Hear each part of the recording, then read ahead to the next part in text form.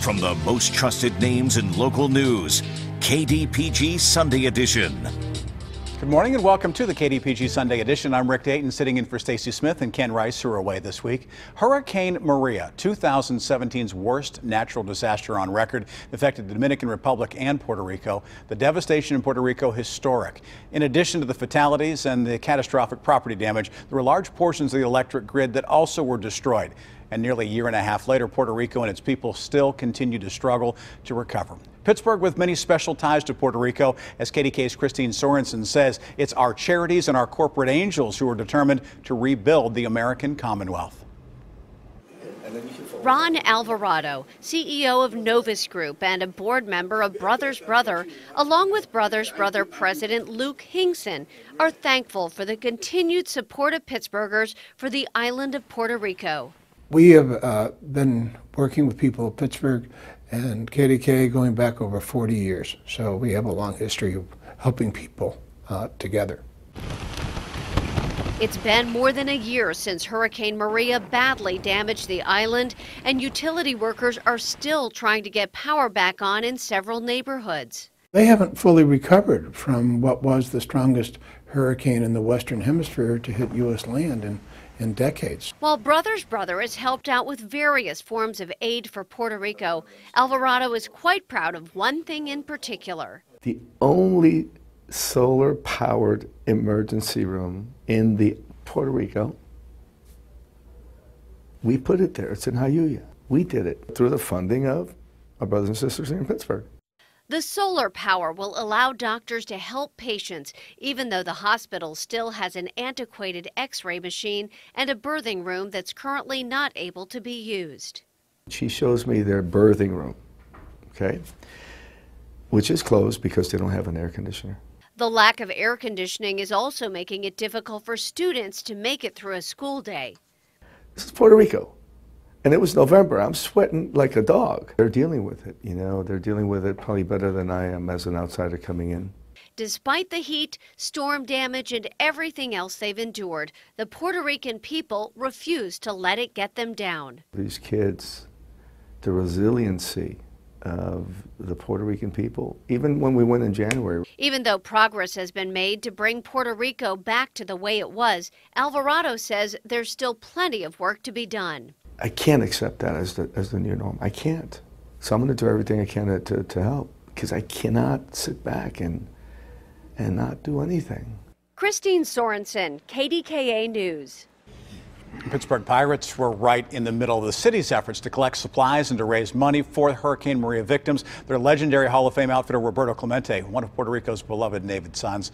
He was killed in a 1972 New Year's Eve plane crash working to deliver earthquake relief to Nicaragua. This morning on the KDPG Sunday Edition, we welcome three guests to the program. Ron Alvarado, you just met in that package, president of the Novus Group, also board member for Brothers Brother, which has donated many medical supplies and pharmaceuticals to people affected by the natural disasters. Luke Hingson is the president of Brothers Brother Foundation, and Frank Coonley, the president of the Pittsburgh Pirates. And of course, you know David Shribman, the executive director of the Pittsburgh Post-Gazette, also joining us for this Sunday morning discussion. Gentlemen, Luke, we'll start with you. How bad is it still? Because I think that sometimes we just, as Americans, move on to what is the next thing that we're helping with? What is the next thing that we can aid in? What is the next thing that we can reach out to assist? How bad are things still in Puerto Rico a year and a half later? Well, they are still recovering. Puerto Rico, before the hurricane, was the poorest territory in the United States with 3 million people. The hurricane made it worse, and they're still recovering. We're helping with solar power and other resources. Last week, we sent medical equipment, operating tables, operating lights, autoclaves for sterilization to several hospitals throughout the island as a part of Pittsburgh's continuing gift. Have you kept track of how much has gone to Puerto Rico through your organization? Well, with the help of the Pirates, who said follow us, we've delivered well over $1 million of assistance from around the country. It could be humanitarian supplies, food, hygiene kits, that sort of thing. But our big focus now is the delivery of medical items that they don't have the ability to buy. And we're supporting several schools. We're helping the schools with rehabilitation so the students have a better place to go to study. Frank Coonley, you've been there a number of times, obviously with the Pirates organization reaching out. When it happened, people were lining up outside, right in front of the Mazeroski statue, dropping off carloads. It was bottles of water, it was blankets, it was everything that people could think of that was needed. What memories do you have of going there, of making the deliveries with Joey Cora, with some of your players to go to Puerto Rico? It was truly a Pittsburgh moment, a moment that only could happen in Pittsburgh because of the kindness of the people here, because of the connection between Pittsburgh and Puerto Rico through the great Roberto Clemente. The outpouring from the community was like I've never seen before. People lining up in Mazeroski Way to deliver these goods to us when we just told them on Sunday that we were going to start a collection on Monday morning, and the cars were lined up at 6 a.m. when I was pulling in. It was fabulous. It was driven originally by our players and then taken over by the city and by our great fans, and many of our great corporate partners as well pitched in. It was truly showing the Pittsburgh pride and helping others. When we went there, I couldn't believe the devastation, so I was fortunate enough to go with the FedEx ground planes that went into Puerto Rico with our 450,000 pounds of goods and supplies that we collected right here in Pittsburgh, right on Mazeroski Way. When we went in there, just flying over the island, it was just devastating because you just saw the destruction across the island. This was not a hurricane that just took this piece of the island or that piece of the island. It came all the way across. So it was devastating to see it, but when we got there, the people at the airport had big smiles on their face because the Pittsburgh Pirates were coming in to help.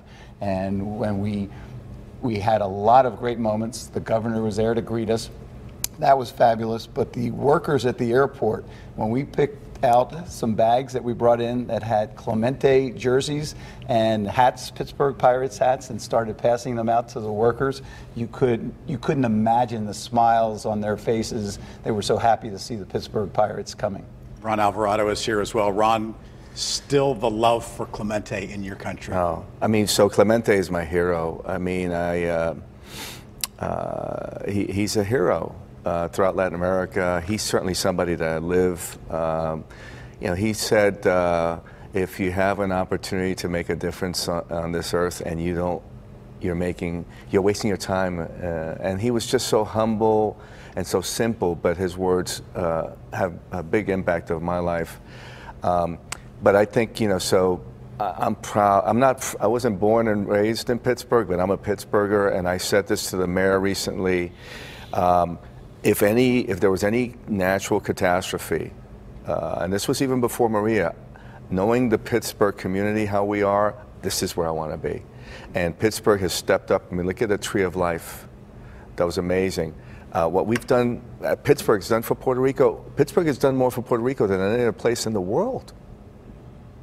Pittsburgh. And so, but it started with these guys. So I told Frank, just got back from the winter meetings in Las Vegas, and I said, Frank, when you go to Las Vegas, this is what I want you to tell your peers. How many of your teams, so tell me how many teams have more lives saved, right? Because they think about saves out of the bullpen, lives saved than the Pittsburgh Pirates. Nobody will even come close. That's Pittsburgh. So it's the Pittsburgh Pirates representing Pittsburgh, but that's a stat that you can take forever. That goes into the history books. Ron, we know of the great affinity between Pittsburgh and Puerto Rico. Yes. And we know, of course, of the role that Roberto Clemente played in both communities. Sure. But did this relationship precede Clemente, or was it created by him? I think it was created by him. Yeah, because, I mean, think about it. Before Clemente, there would be no connection. When I got to Pittsburgh in 1994, which was the All-Star game and the dedication of the statue, I thought all of the Clemente memorabilia that I was seeing was because of that, because of the All-Star game and the statue. And I realized, no.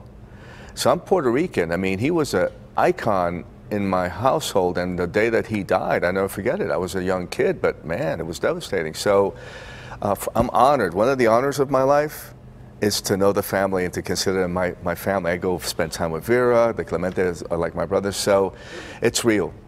Clemente is a legend, and so this effort was in his honor, I think. he's proud. He's very happy. Clemente is. There's a lot of work to do, but Roberto Clemente, the legend of 21, continues, and he's very proud of what we've been able to do in Pittsburgh.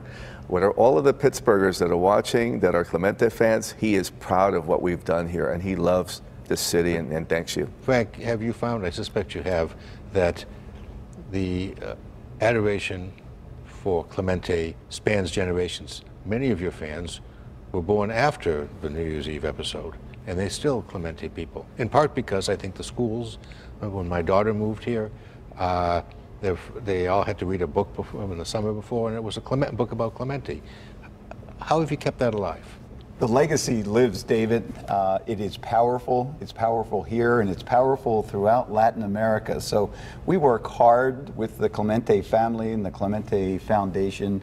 Major League Baseball has a Clemente Day. It's always focused here in Pittsburgh. We go out into the community and make sure that our school children understand the story of Roberto Clemente, because it's a story that we can all look to emulate and be more like Clemente.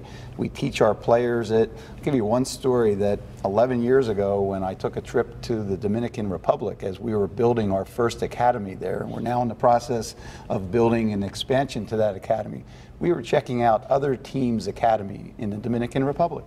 And at another team, that academy that will go unnamed, every single dorm room door of the players had a gold, black and gold 21 on it, honoring Roberto Clemente. Even at another team's dormitory, which will go unnamed, every single dorm room of those players' doors had Clemente's number. And this wasn't in Puerto Rico. No, this was in the Dominican Republic. So the power of Clemente as a humanitarian, as a baseball player, lives on, and we need to make sure, one of our missions at the Pirates is to make sure that that legacy does live on, because it's so powerful, and we can all take a lesson from Roberto and the way he lived his life. And we're going to take up that discussion as we continue after this quick break. Thanks so much for being with us here on the KDPG Sunday edition.